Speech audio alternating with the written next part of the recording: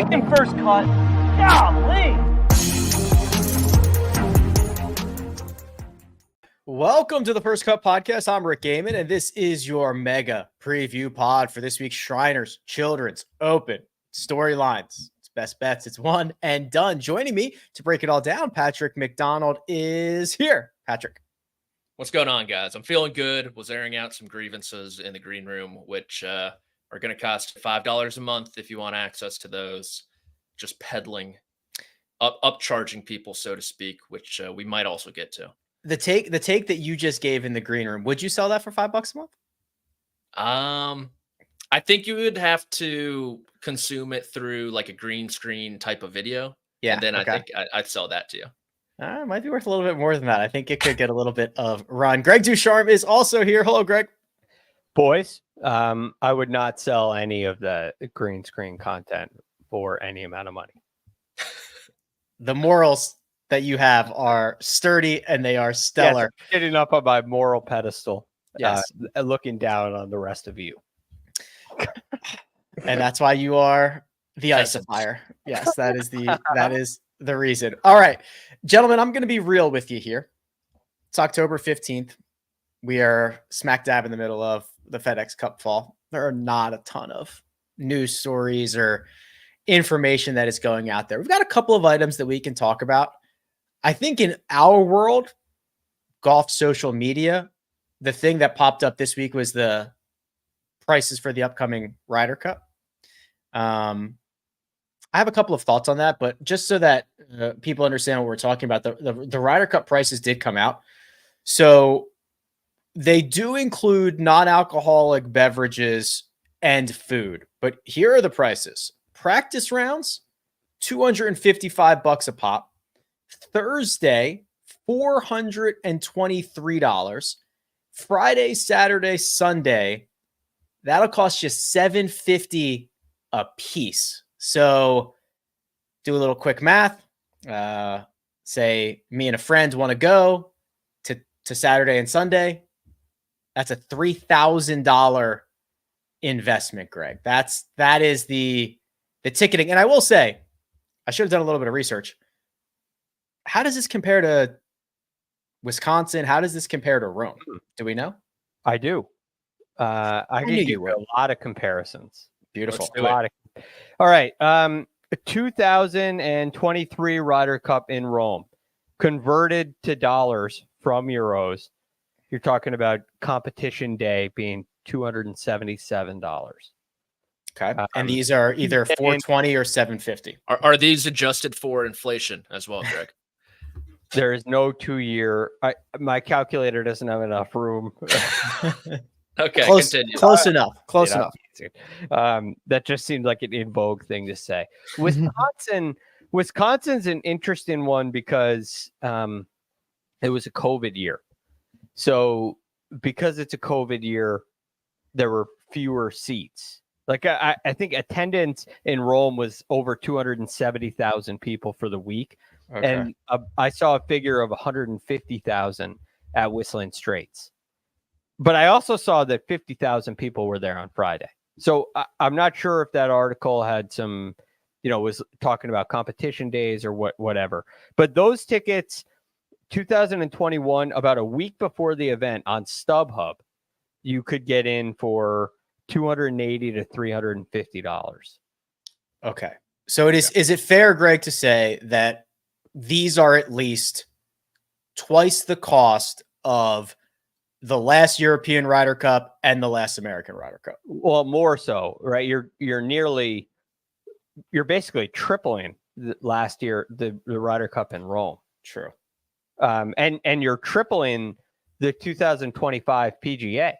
You can go to Quail Hollow for the PGA Championship, run by the same organization. That's the key there. Yes. $62. Now that also includes food. And I know that it included food and non-alcoholic drinks at Oak Hill, also in the state of New York. And I know that it included food in Louisville, as Scotty Scheffler would say. Louisville. Louisville. So like, don't spare me with the foods included conversation. I mean, it better be surf and turf. Also, yeah, it's first off, it's going to be like chicken fingers, fries, and Diet Pepsi, right? Gotta Like go it's full on Joey Chestnut. Hot dogs, burger. No, it's all you can eat. But I mean, Joey Chestnut can't make it worth his while with eating all those hot dogs. Yeah, you got to eat a lot. I mean, I guess this is kind of weird, Patrick. I believe in the free market. You know, they're going to sell these. They're going to have no problem selling these. The PGA of America is going to make buku bucks, right? That is the truth. However, there is a side of this that feels a little grimy, right? Feels a little bit like you're pricing out some more casual fans, some younger fans, which I don't know. For how much we have talked about growing the game in the last 4 years, I'm not sure I've seen an example of growing the game actually executed. Pricing out the average man could be the most American thing that the Ryder Cup could do. One could argue. It's true. Let me play heel here. I'm watching the Vince McMahon documentary on Netflix right now, and they've been saying the word heel a lot, so I wanted to throw that in there. It means villain for those of you at home. Let me little devil's advocate. So this event in particular, the 2025 Ryder Cup at Bethpage Black, 40 miles outside New York City, has been talked up by many as being the golf event of the century, the biggest golf event ever. Golf's version of the Super Bowl. It's going to be absolutely insane. For 10 years, they've been saying, wait till we get to Bethpage. Yes. And 40 miles outside of a city where you have schmucks like me who would pay $3,000 to live in a rat-infested apartment. $750 is nothing to them. And so these same people who are comparing this event to the Super Bowl are now all of a sudden surprised that you're getting Super Bowl-like prices. Cut me a break. I understand we talked about engagement farming behind the scenes. It seems to me this is a little bit of some manufactured outrage, to be honest with you. Because you look at the Super Bowl, for example, let's draw the comparisons. I know it's apples to oranges. The Ryder Cup is nowhere near close to the Super Bowl. But I was lucky to anyway. Yes, I was lucky to go my middle school days, Super Bowl 43. Who could forget Santonio Holmes, corner of the end zone? My father, season ticket holder for the Steelers, won a lottery, picked me because I was his favorite child to go. Obviously, it was for the fans back then, right? You fast forward to this day and age, the Super Bowl really. It's all about celebrities. It's all about big names. It's all about who is going to be there. And honestly, that's what a lot of sporting events have turned into. And that's what this Ryder Cup is going to turn into. It's about the big pockets, the deep pockets there in New York City that are going to come over to Long Island and pay the $750. And I will say the one kind of savvy play from the PGA of America in this announcement was that everyone's outraged about the $750, that no one's looking at the $250 for a practice round for an event with 24 players. That price tag is absolutely ridiculous. I don't think the $750 is that bad. Well, Greg, I'll be the first to remind everyone it's not the Super Bowl. It will be watched by a fraction of the American public. It's interesting because we're coming off of a Ryder Cup in which maybe the biggest storyline revolved around whether players should be paid or not. And you roll out pricing that is going to bring in some odd hundreds of millions of dollars in ticket sales. And then, of course, in sponsorship revenue. This doesn't even include corporate hospitality and concession stands outside, like all of that stuff. Parking will cost you, I'm sure, another $150. Patrick Cantlay's got a stronger case to be paid when this is the pricing. Yeah, you bet he does. You bet he does. I mean, how do you there's been this attitude from the PGA of America fans like myself, and I am absolutely included in this, where, you know, this isn't about money, right? This is an event that's about competition. It's about growing the game back to its origins, right? That was the initial purpose.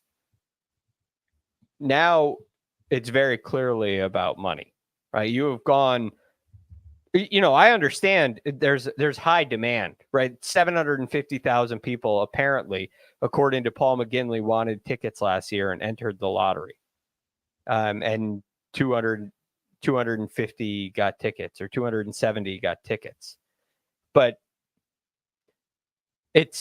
now you're going to go ahead and triple that price because you're in New York. But the thing and the big problem that I have about going to New York, like using New York as a crutch, it's an expensive market. You might be thinking that, like the case Patrick laid out. But you choose the venue as the PGA of America, right? You're making a deal. You decide to go to New York. And if you're going to go to a place where you have to charge $750 for it to be worthwhile, well, that's a bad decision, right? You got 49 other states. There's no way it needs to cost that much. Let me take a crack at this one, Patrick. So feels okay. The vibe at LACC, exclusivity. Don't even think about stepping on these grounds. Don't even look at us, right? Like pinkies up, boys. Pinkies up. If they would charge $1,000 a ticket, I'd be like, yeah, that makes sense. Josh brings up a really good point in the chat. Bethpage itself, Bethpage State Park calls itself, quote, a mecca for public golf. Isn't this a prime example of accessibility? Having a course be this championship level course being accessible to the public. We are now going to come in and charge $750 pop. This could have been the one to say, hey, this is the everyman's Ryder Cup. Come on out. We'll see you there. It could have been, sure. But as Greg mentioned, the decision makers and the high level stakeholders in the game of golf over these last handful of years, under the guise of saying we're going to do it for the fans, it's all business and filling their pockets with cash. And they'll say the right things. And they could have easily, I mean, the one thing that I'm kind of looking at for this is, what if they sold them for, say, 500, but they allowed them on secondary markets? They'd go up to 750. People would pay that price come a week before the Ryder Cup to get your Sunday ticket. And so I get the whole optics and how it might look bad. This is the People's Country Club. Keegan Bradley saying when people think about New York golf, real New Yorkers, they think about Bethpage Black. But I'm sorry, this is an event that everyone in the media is labeling as the biggest event ever in golf. You're not going to have some common fan-ish experience there if that's the case. You can't have it both ways. You can't talk up the Ryder Cup as this great event and then be like, well, we want it priced like it is the John Deere Classic. So here's and I agree with really everything both of you are saying, and I do think that a lot of it is just kind of something to farm engagement. I do think it is outrageously expensive, but I do think they're going to sell every single ticket that they have available, and then some. I guess for me, Greg, this is more of a almost just like a fatigue, right? So there was a new report that came out from the NGF. That's the National Golf Foundation. They track how many people are playing golf, what their age is, just like endless. They track everything on 15,000 golf courses, 500 million rounds, all that stuff. And there are so much good that is going on in the game of golf. I'm going to give you a couple of notes here. In 2023, so last year's numbers, 26 million people played on a golf course and another 18 million played off course. That's a simulator, a Top Golf, something like that. That number is up nearly 2.5 million people from COVID from 2020 through last year. The average age of golfers has dropped for the first time in history from 44 years old to 43 years old. For the first time ever, there are more on-course golfers between 18 and 34 than there are between 50 and 64. For the first time ever. The way that I see this is that golf, the sport of golf, has been on an unbelievable run where it got a boost that no one could have ever expected. Golf was declining. Country clubs and golf courses were closing left and right. And since this golden egg, the only thing that has happened is the professional game has split and might be irreparable. Country clubs have 10x'd their initiation and their membership fees. Prices to see these guys play have gone to astronomical amounts. Robots are picking up tee times and reselling them on the secondary market. I just see a sport, both recreationally and professionally, that has shot itself in the foot repeatedly for the last 4 years. And I just think that when people see something like this, it's just another one of those things, right? I don't think this by itself is an absolute disaster and the PGA of America should be tarred and feathered. I don't believe that. But I just think it is a buildup of all of these things over the last handful of years. Well, it's a good point about them being tarred and feathered. And I'm a proud PGA of America member myself. So I don't think they should be tarred and feathered. You're first, Greg. We'll have that trial at the end of the show. Yeah. It just seems a little excessive, right? And for a big event like this, I think you can get away with a high price. It's not the John Deere Classic, to your point, Patrick, but it's also not a Taylor Swift concert. And so that's a balance that you got to find. And when you triple what you did in the last time, it's a little hard for people to swallow, and it can make people turn a blind eye, especially when it's the organization. By the way, a lot of people think, I've seen some comments on this, that the PGA Tour is catching a lot more. They're catching a lot of heat for this and have nothing to do with it. Oh, that is amazing. This is not good for the PGA Tour because they're greedy in a lot of uneducated viewers' eyes. They got to change their name. Somebody's got to change their name. It's like Zach Johnson catching heat for not picking Bryson for the Olympics. Yeah, I was seeing that this summer. Yeah, right. They have nothing to do with this. But anyway, the PGA of America is, their role is to be growing the game. And with some of those metrics that you read, Rick, they're doing a great job.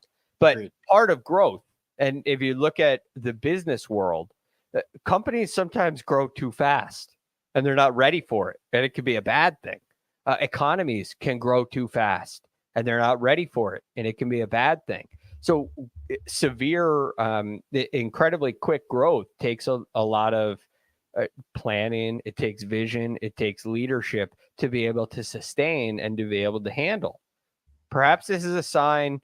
Some of those things you mentioned, like robots buying tee times and selling them on secondary markets, maybe golf isn't quite ready for or wasn't ready for the COVID boom, which has continued.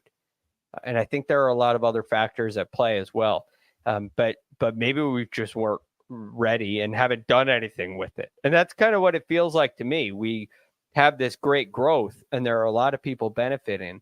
And a lot of PGA of America members are benefiting from it dramatically, right? They're really benefiting. But are they doing the things they need to do to keep it? Which a lot of people who study this kind of stuff say when Tiger came out, golf wasn't ready for it.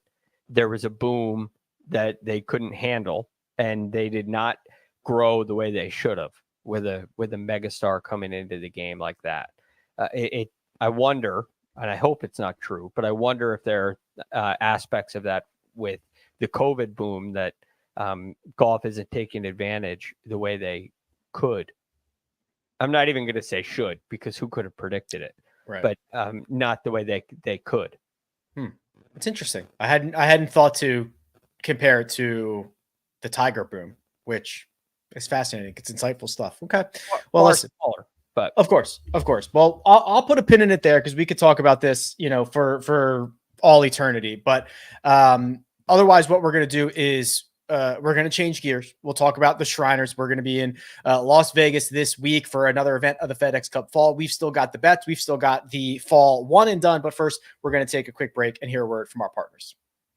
Welcome to JJ's. I'll have a... Wait, there's no way I can get a burger? No chance. But you can have the NFL on CBS streams live on Paramount+. Oh, hang on. There's a toy. And we're back. I was thinking, what if Taylor Swift was the surprise guest? She did a concert every day at the Ryder Cup. And then the PGA of America was just like, now you think these tickets are cheap.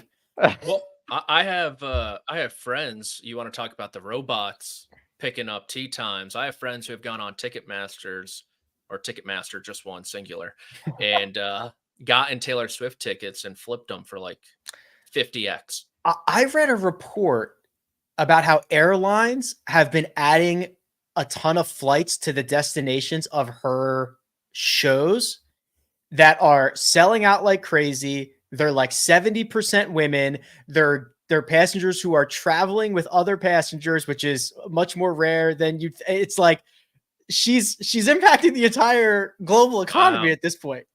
she's underpaid. She's underpaid. Whatever it is, she's underpaid. I mean, her tickets. I was looking this up. The average ticket price of a Taylor Swift concert is $1,088.56. But like face value, they're like $500. Yeah, that's the secondary market, right? That's the secondary market, it makes it explode. Yeah, it's you buy them for 500, you can sell them for close to 10. That's crazy. Yeah. Wild.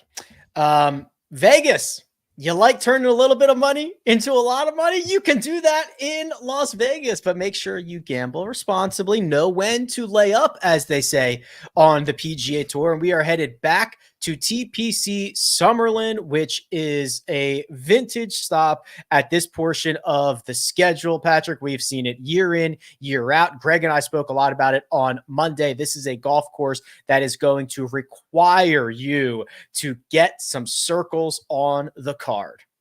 Yes, dome golf at its finest. You see it with Tom Kim, the guy who can fill it up on the green. Sung J.M. also. Patrick Cantlay, I think he actually won when it was a bit difficult that year. And I know TPC golf courses in general get a little heat from the architecture bros, but I think one thing that they tend to do very well is set up an exciting finish with the stretch of holes. And you see it here with the drivable par 4, the par 5 over water, which it's kind of turned into like a flip wedge, it seems like these days.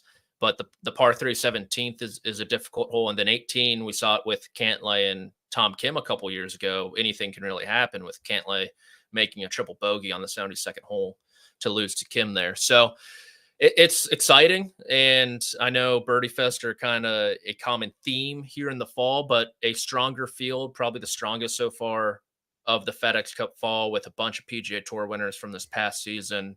Tom Kim headlines number 51 in the FedEx Cup, trying to go back to back to back. And so I'm looking forward to it. I think there's a lot to watch this week. Some call him Tom Kim. I call him Tom Amansky. Back-to-back AAU national championships. You guys remember those commercials? No. Oh, somebody out there will get that reference.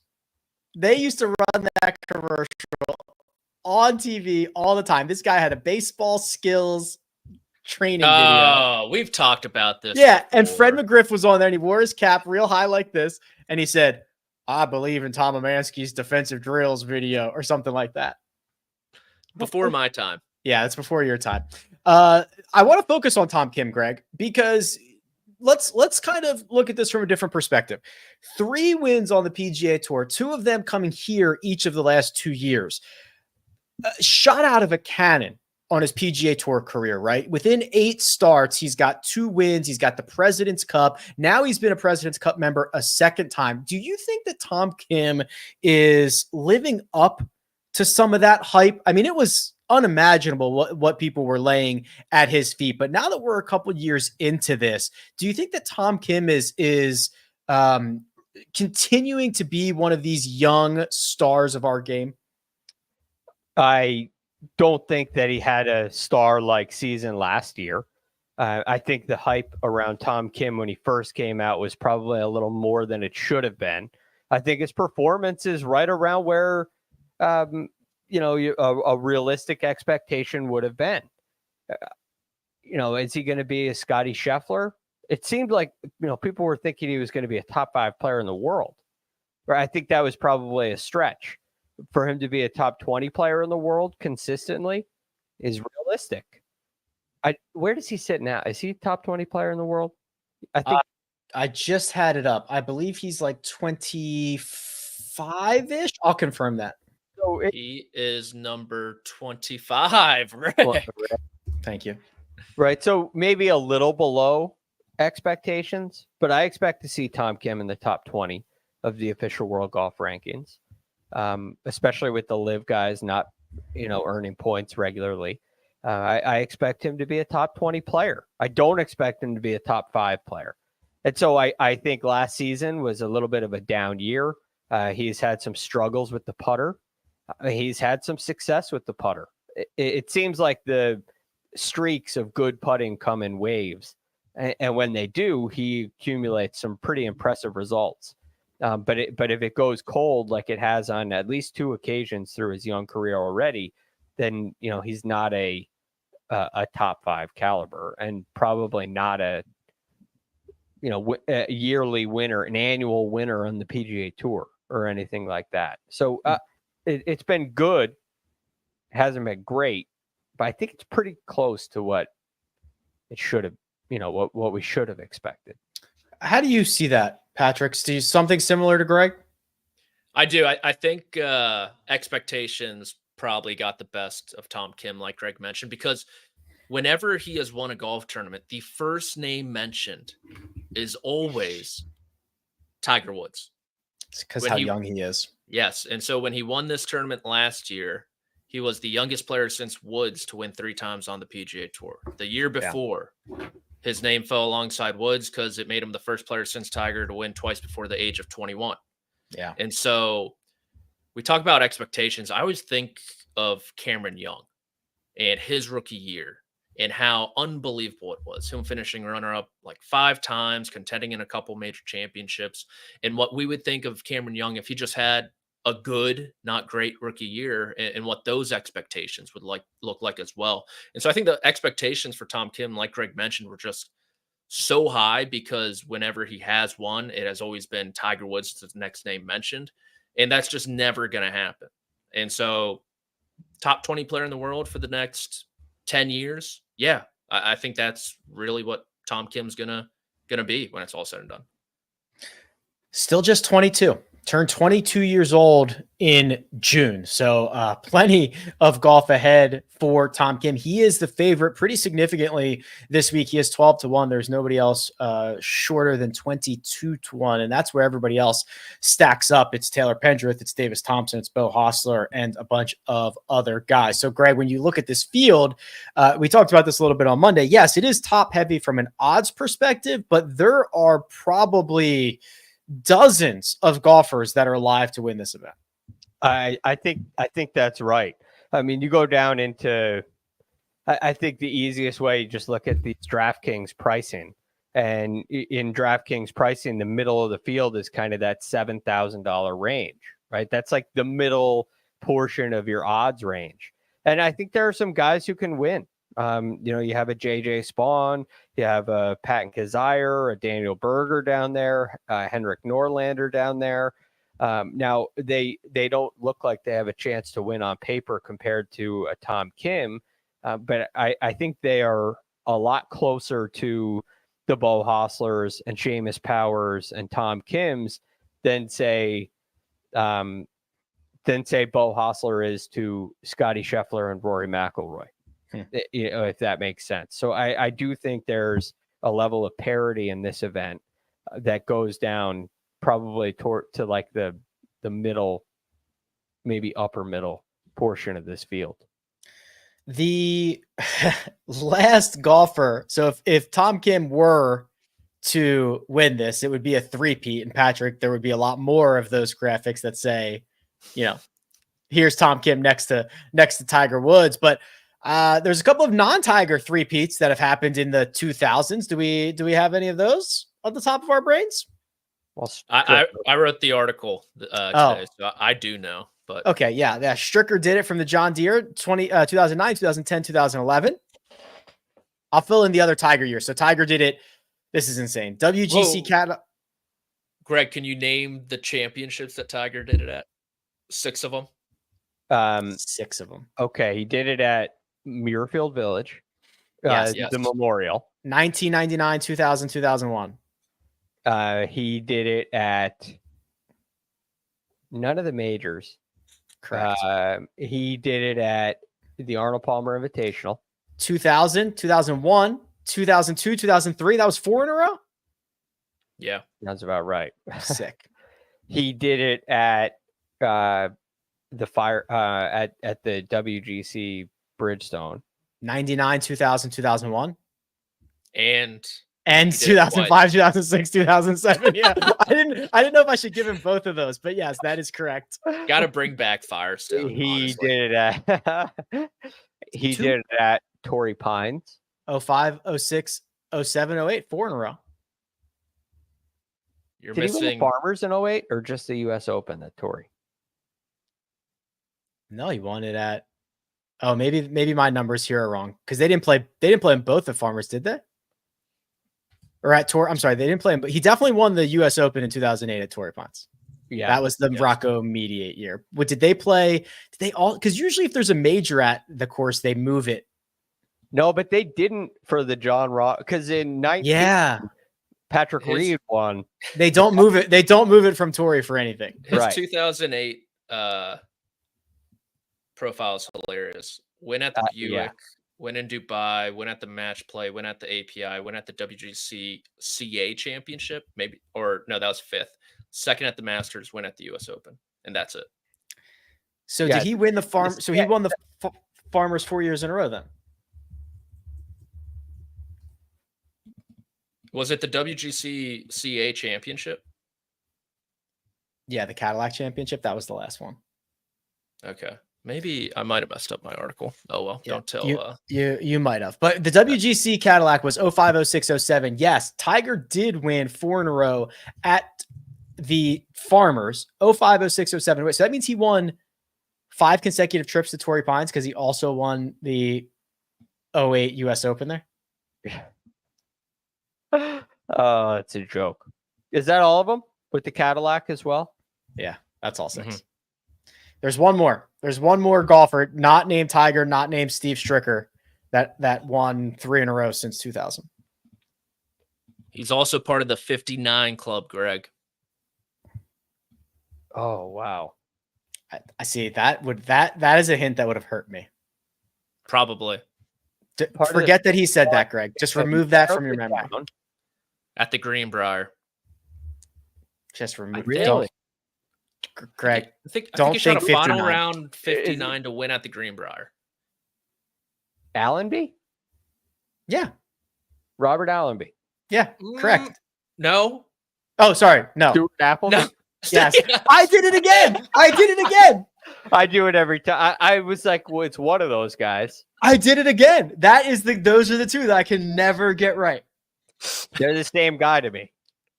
And clearly me. I'm reading his name. You said Allen B. I said, yep. Yeah. And I'm reading it. Wow. Stuart Appleby won the Century 04, 05, 06. Okay. There we go. That was that was all on the hint. I had no clue. See, because I don't know those guys, so that would have hurt me. I would have said Furyk. No, I don't know. Good job, everybody. So that is what is on the line for Tom Kim if he can get the 3-peat done. 9 golfers of the top 50 in the field this week, including a handful of PGA Tour winners recently: Cam Davis, Austin Eckroat, Davis Thompson, amongst others. We are going to look at our betting grid, and we are going to release our fall one and done selections. But first, we're going to take a quick break and hear a word from our partners. CBS Sports HQ, giving you college football coverage unlike anyone else. We're talking Big Ten. Pre- and post-game coverage. Are you encouraged with the way that this team responded? Along with breaking news. A lot of movement in the rankings this week. Highlights and expert analysis. That streak could be in jeopardy here. Sure. What was your main takeaway from this game? How impressive was his domination?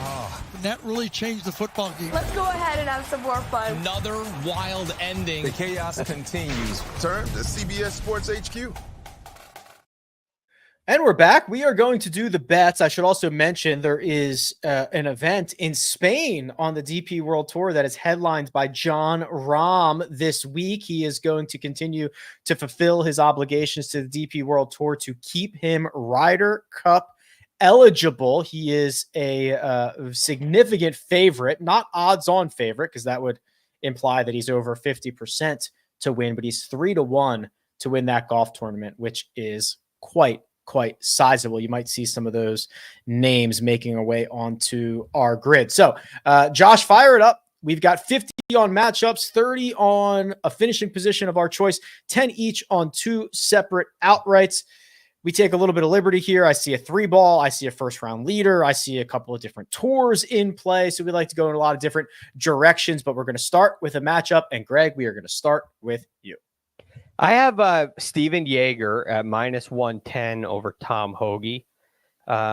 This basically just it comes from the premise that I don't think iron play is rewarded here the way it could be. We talked about this a lot yesterday, Rick. But a lot of opportunities to make birdies with your short game, with the par 5s that are reachable, the drivable par 4, couple other short holes, puts a premium on wedge play.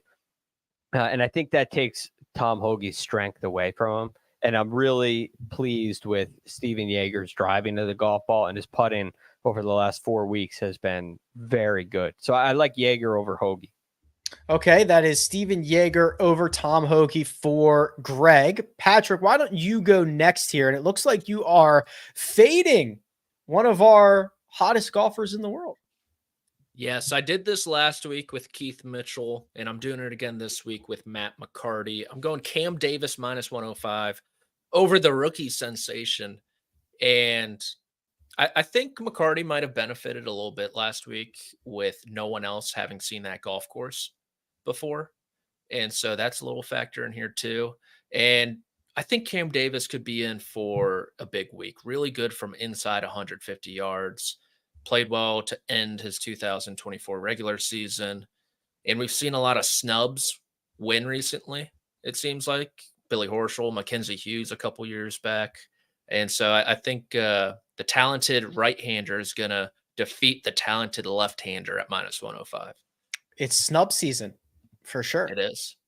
Cam Davis -105 over Matt McCarty. I agree with you on Cam Davis. I do not agree with you on Matt McCarty. Talk about him in just a little bit. I found a 3-ball. JJ Spawn +170 over Andrew Putnam and Eric Van Rooyen. Greg and I talked about this on Monday. JJ Spawn has played 1 bad round in 6 months. He withdrew from the tournament and seems to be fine. So I am going to treat him as if he is fine and play him in this 3-ball over Putnam and EVR at +170. Any finishing position that we want, it has come together with a top 20, a top 30, and a top 40. I'll start here. Not McCarty, but McCarthy. Dan McCarthy, top 40 +330. Plays a full schedule on the Corn Ferry. Plays good enough golf. This is a weak field. The bottom of it is full of guys that should probably not be in this field. Dan McCarthy better than a lot of them. I got him here to finish on the first 4 pages. Patrick, a little bit of resurgence coming for a Canadian? Are you sure that's not Den McCarthy? I'm sure. Okay. There's a Mike McCarthy, there's a Matt McCarthy, there's a Dan McCarthy, there's a Den McCarthy, there's a lot of Denny confusion. McCarthy. There's an Alan B, there's an Apple B. I don't know anybody's name. Outback Steakhouse, Ruby Tuesdays. It's all over the place. Yes, I'm going with Nick Taylor. Speaking of snub season, top 20 plus 280. Putter was absolutely dreadful to end his year, but gained strokes last week in Utah, finished T25.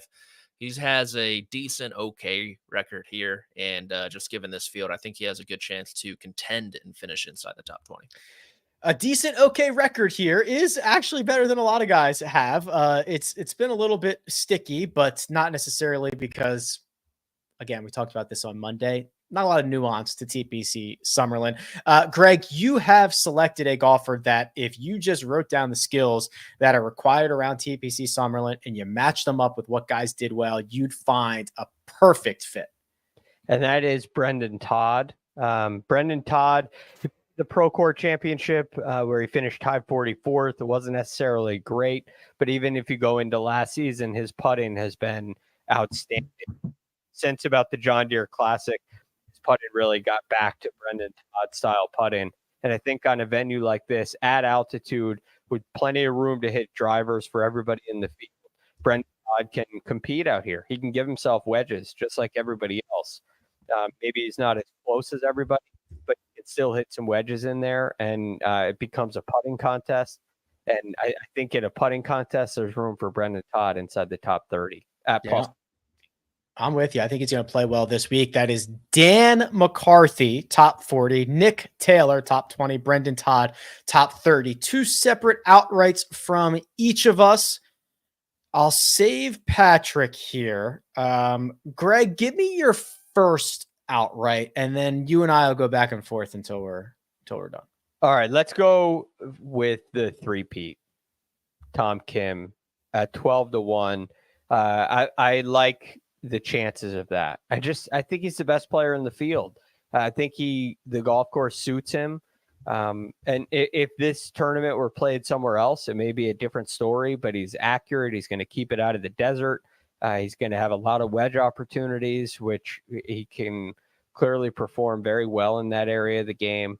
So I like Tom Kim's chances this week, and I think getting him as one of my outrights is a smart play. Okay, I went with Matt McCarty. So we've got the defending champion covered and last week's winner covered here. I made the case that there are enough similarities between last week and this week for McCarty to be just as good. I think this is a putting scoring contest, which is the strengths of what McCarty does. I think he's continuing to play free and just bonus golf. Everything is extra credit from here on out. And he is getting very, very comfortable beating a field now 4 times in the last 10. If he continues this run, I want to be in at 35-1. 35-1, Greg, is the number in which your other outright is. Yeah, that would be Cam Davis. And it just feels like a really good number at 35-1. Of course, it ruins the chances of a perfect grid. But last week I had a perfect grid that was all red. Perfect. I like that perspective, Greg. Hopefully that doesn't happen again. But Cam Davis, as Patrick mentioned, great performance finishing out the season at the BMW Championship. Something turned around in his last 3 events with the putter. I think there's plenty of room for him to air it out. If he doesn't feel that way, he's very comfortable throttling back and playing the precision game. I think Cam Davis can go make a bunch of birdies this week and give himself a chance to win. 35-1 for Cam Davis. I went to Spain and went with David Puth to win at 22-1. He is going to get the Spanish boost. He's been playing great golf. The odds on Jon Rahm, very, very short. I'm going in a different direction. I went with David Puth. All right, Patrick, we are going to cede the stage to you here. You have been our money-making machine. Why don't you start us off with your PGA Tour wager, please? I do have a question first. Do you think Nike Golf will run an ad campaign of Tom Kim mimicking Michael Jordan's three-peat with the trophy in the locker room if he wins? Oh, they will now after they've heard this. Unfortunately, that will not happen because Davis Thompson is going to win this golf tournament at 28-1. I just think the ceiling is the roof, not to steal a quote from MJ, for Davis Thompson. Great skill set in general. Has a top 15 finish at this golf tournament before. I think the world of this kid. So I think 2025 is going to be a coming out year for him, and it's going to start again. Second win, picking it up this week. And then I needed something on Jon Rahm, Rick. The outright price is atrocious. It's as stinky as those Ryder Cup tickets. But I'm going to go with those first round leader odds at 12-1. By far the best player in this field. Let's see it on Thursday. I'm going to wake up, have a nice cup of coffee, see people ejecting left and right, and Jon Rahm just throwing dart after dart. His 3-1 odds to win the event, but 4 times as long, 12-1, to be your leader after 18 holes at the Andalusia Masters in Spain for this week. So that is David Pugh, Jon Rahm, first round leader, Davis Thompson, Matt McCarty, Tom Kim, Cam Davis on the outright card. We do get one extra bonus bet. I did it, Greg. Neil Shipley is in the field. Neil Shipley is on the card. After Monday qualifying, I've got him to finish inside the top 20 at plus 240. We have not really yet learned everything that Neil Shipley is, but I am very excited about what I have seen. So I did it, Greg. What did you do? I went back to Steven Yeager, also for a top 20. Not quite as long as Neil Shipley. He's at plus 175. Again, same things that I said earlier. I think Steven Yeager's just in for a really good week. I think he wins his matchup. I think he finishes in the top 20. Double cash on Steven Yeager for me this week, hopefully. Ooh, double cash. I like the way that sounds. And Patrick, I'm wondering if you retyped this, if Josh forgot to update the slide, or if you are really going back to the same exact best bet that you had last week. I'm going back to the well. We're going with Patty Harrington to win the Dominion Energy Charity Classic in the Commonwealth of Virginia in Richmond. Shout out to the Flying Squirrels down there. 6-1. He's going to make up for that final round collapse. Many are saying, not me, last week in Cary, North Carolina, and cash this best bet. He had it. He had it last week, and then Jerry Kelly ripped it out of his hands. Oh, my goodness. What the odds are a sight to behold. Stuart Sink, obviously, a big concern. Bernhard, too. Is Weir Yang's been playing some great golf. Weir's in there at 30-1. Yeah. I was looking for some value, maybe some Thong Chai Jaidi. He's been popping off leaderboards. He has. Is Goidos playing? Paul playing? Of course, Paul Goidos is playing. He is at 150-1 alongside our boy, Stuart Appleby. Oh, not Robert Allenby. I don't believe Robert Allenby is not. The only Robert is Robert Carlson. So, Paul Goidos, it all comes full circle. We were talking about the three-peats earlier. One of the 3 Stricker wins at the John Deere Classic, Paul Goidos shot 59 in the first round and led by 1. Because Stricker shot a 60. Stricker shot 60. That Stricker won. He shot 59, had a 1-shot lead. Unbelievable. Who's the last guy to shoot 59 and win the tournament? Snedeker? I don't think Scheffler won. Scheffler didn't win. DJ did. I think Snedeker at Wyndham. Okay. When was that? 13?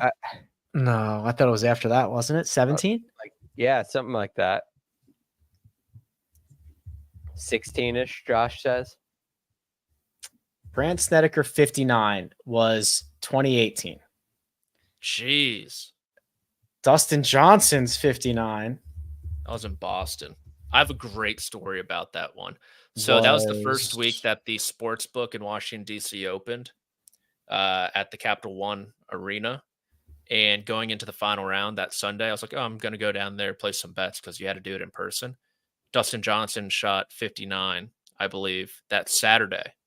Or he was up by 4 going into the final round, something like that. I think he shot like the worst 60 ever that Saturday. That's what it was. Yeah, he never shot. Scheffler shot the 59. It was the same day. Scheffler shot the 59 in the morning.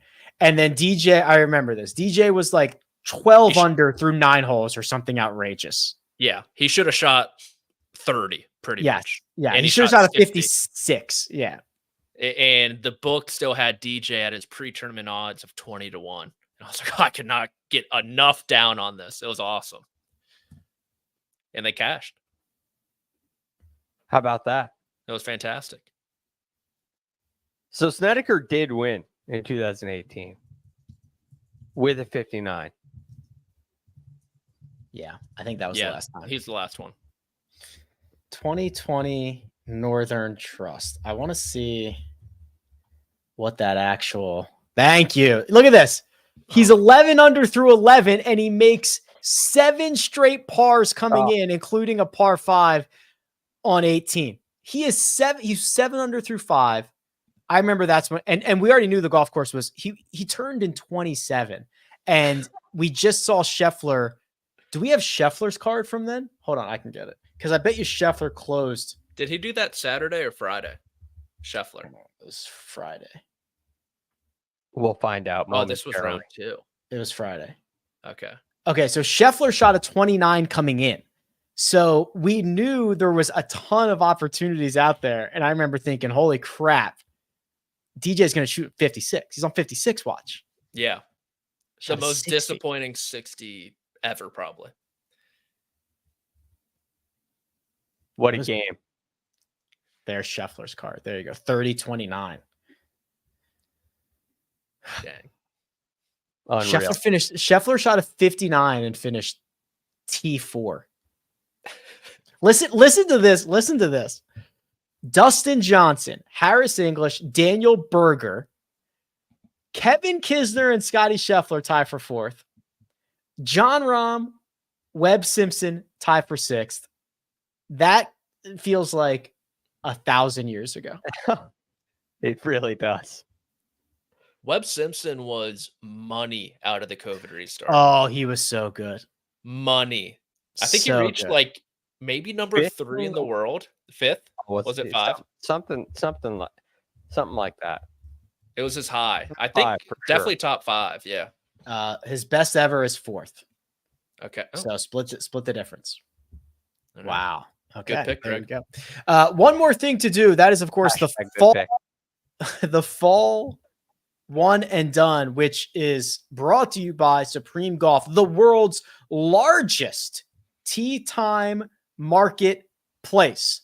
We have put a couple of restrictions on ourselves. We cannot pick anybody who's in the top 50 of the FedEx Cup standings from this year. And we cannot pick somebody that we used in the regular season. So that gives us a very eclectic group of names. Patrick, you and I are going to ride from the bottom of the board all the way to the top because we are rolling together with who, please?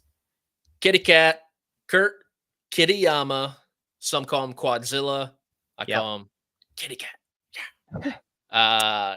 You guys know my goal for this fall.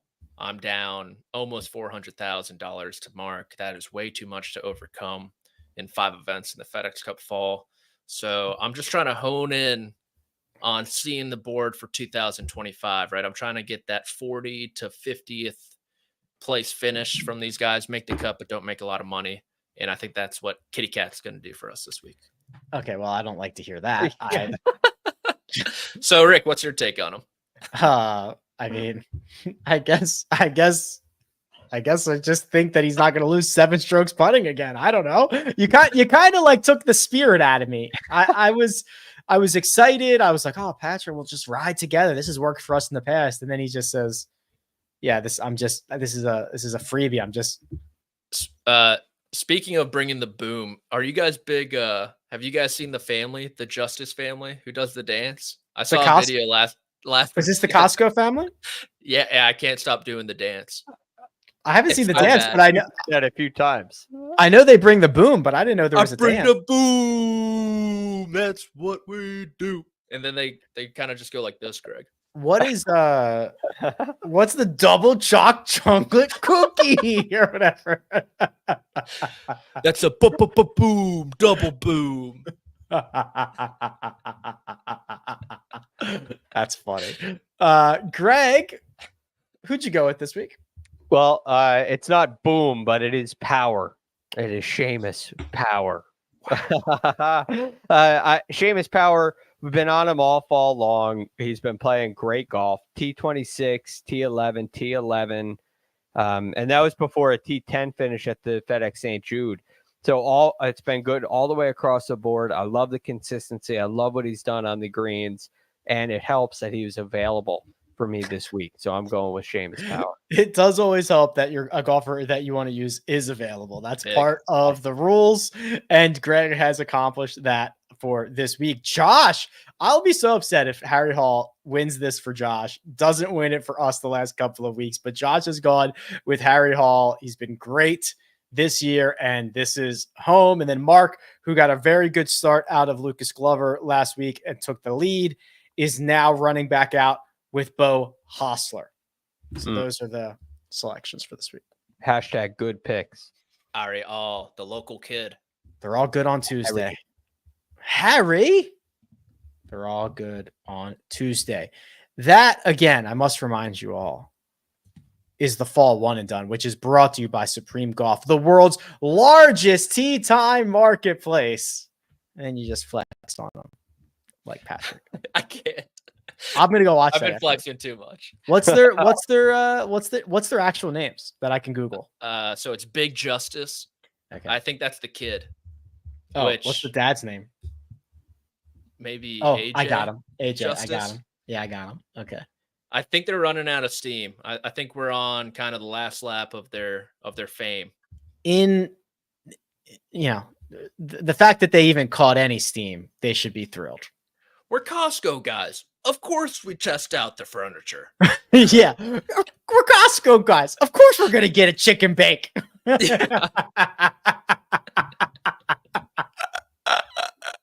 Yeah. So you know they're on their last leg when this podcast is finally talking about. Yes. It's like when Bitcoin got on the cover of Time magazine and then it was like, well, it's too mainstream now and it crashed. AJ and Big Justice are too big and are going to crash when they've made it to the first cut pod. Yeah. Hopefully they're not, maybe they're too big to fail, but I don't think so. I don't think this has stamina. All right. Any final thoughts before we get out of here? I think that's enough boom for one day, boys. Yeah. Hopefully this week is a boom and not a doom. Greg, I know you're going to watch these videos after this. I feel like I've already watched them. Yo, you know what would be so funny? Did you ever see, this is like probably 8 years old. Did you ever see, the fantasy football punishment where the guy had to recreate a shot by shot of a Sia music video, that I think it was called Chandelier, that music video. Oh yes. So first off, he does an amazing job. It is pure art, right? That this guy, he buys into it, he does it. It's his punishment. It is art. You should Google that. I think that a very good fantasy football punishment would you have to recreate one of these AJ and Big Justice videos. You got to go to Costco. You got to get somebody to film it, and you got to do the whole thing. That'd be fantastic. A double chocolate chip cookie. I'm going to go watch that for the rest of the night. All right. Big thanks to producer Josh, who does all the hard work behind the scenes. We will be back, and I say we, Patrick and Greg and maybe Mark will be back on Sunday. Thank you very much. To recap this week's Shriners Children's Open, Greg is available at the Real GFD. Patrick is available at P. McDonald CBS. You can find me at Rick Run Good. This has been the first cut. We'll catch you next time.